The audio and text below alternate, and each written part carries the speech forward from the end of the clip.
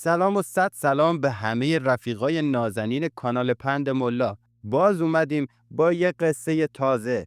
یه قصه که شنیدنش نه تنها دلو گرم میکنه، بلکه یه کاری میکنه بری تو فکر. آدم بعضی وقتا با خودش میگه یعنی واقعا ممکنه یه نفر از این زمین خاکی بشه فرشته؟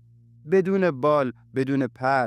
خب امروز قراره یه قصه همچین آدمی رو برات بگم. اسمش اسماعیله، یه نونوای ساده تو یکی از محله‌های پایین شهر، ولی قصهش قصه یه نون داغ و دلهای سرد، قصه عشق، لبخند، قهر، آشتی و در نهایت قصه یه پرواز آروم توی سکوت شب. صبح که هوا هنوز گرگومیش بود، اسماعیل از زیر کرسی بلند میشد. مامانش با صداش بیدار میشد. پاشو مادر، هنوز هوا تاریکه، باید برم زودتر. آتیش تنور مردمه. دست و صورتو با آب سرد و حوض میشست. یه تیکه نون خشک میذاشت تو جیبش و با دوچرخه زنگ زدش راه میافتاد سمت نونوایی. تو راه پیرمردی رو میدید که داشت از مسجد برمیگشت. همیشه یه سلام علیک مختصر، یه احترام، حتی یه هول کوچیک کمک به رد شدن از جوی آب. تنور استا کریم که روشن میشد، شهر بوی نون تازه میگرفت. ولی برای اسماعیل نون فقط یه لقمه نون نبود، یه بهانه بود برای سیر کردن دلای گرسنه. ساعت 8 کم کم صف نونوایی شکل می گرفت. اول یه زن با چادر خاکی، 2 بچه قد و نیم قد دنبالش، بعد یه پیر مرد عصا به دست، بعدتر مردای کارگر، سبزی فروش، قصاب و مغازه‌دار. دم در نونوایی همیشه چند تا گدا می ایستادن. یکیشون عبدالله نابینا بود که هر روز یه دعای تازه یاد می گرفت و برای مردم می خوند. خدایا نون اسماعیل بی نمک نشه. و همه می خندیدن. یه روزی مردی با ماشین مدل بالا جلوی نونوایی ترمز زد. پیاده شد، آستین کتشو بالا زد و اومد تو. گفت آقا جون، من مشتری ثابت اینجام، 5 تا نون بده. ولی یه خواهش دارم، این گداها رو رد کن برن، جلو مهمون من وای میستن، زشته. اسماعیل سرشو بلند کرد و گفت حاجی، اگه من بخوام گدا رو رد کنم، باید اول دل خودم رو بندازم دور. این تنور مال شکم گرسنه است، نه غرور سیر. مرد یه نگاهی کرد، پوزخند زد و رفت. ولی تو دل مردم اسماعیل یه قدم دیگه بالا رفت. اون شب بارون عجیبی می اومد. کوچه ها سیلابی شده بود. برق نصف شهر رفته بود. استا کریم گفته بود زودتر ببند در و برو، ولی اسماعیل دید خمیر زیادی مونده. دلش نیومد بریزه. نشست نون درست کرد. داشت تنور رو خاموش میکرد که یه صدای تق تق در اومد. پیرزنی با یه چادر گلدار خیس لنگ لنگان جلو در وایستاده بود. پسرم، یه تکه نون داری؟ 3 روز چیزی نخوردم. بفرما مادر، بیا تو گرم شو، اینجا امنه. یه پتوی تمیزی براش آورد، نون تازه و یه پیاله دوغ.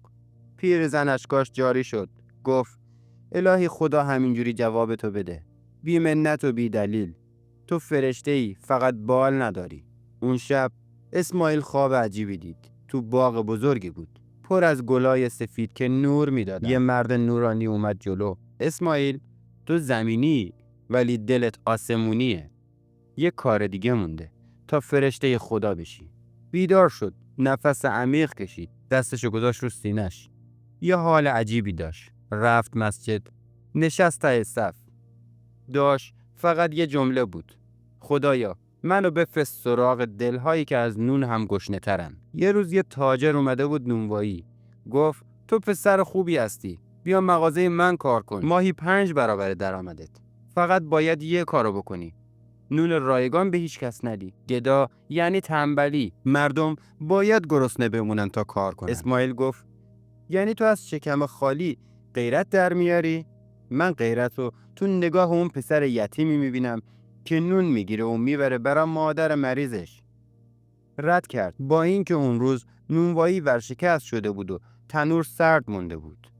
زمستون بدی اومد، آنفولانزای شدید. دکتر نبود، دارو نبود. اسماعیل شد پرستار محل. با همون دوچرخش دارو میبرد، سوپ درست میکرد، شب تا صبح بالای سر بچه ها می نشست. یه شب حال خودش بد شد، تب کرد. کسی نفهمید. 2 روز بعد اسماعیل تموم کرد. بی صدا، بی ناله. ولی تو تشییع جنازش محله بسته شد.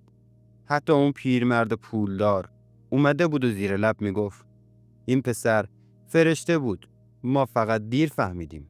رفیق خوبم، اسماعیل فرشته نبود، ولی دلش جوری بود که خدا براش بال ساخت. تو هر محله، تو هر کوچه شاید یکی مثل اسماعیل زندگی میکنه. شاید هم خودتی.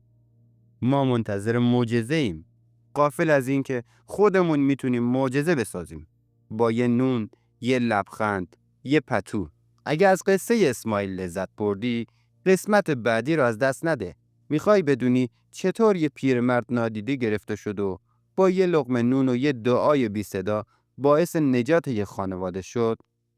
پس تو ویدئوی بعدی با من همراه شو، کانال رو سابسکرایب کن. خدا نگهدار.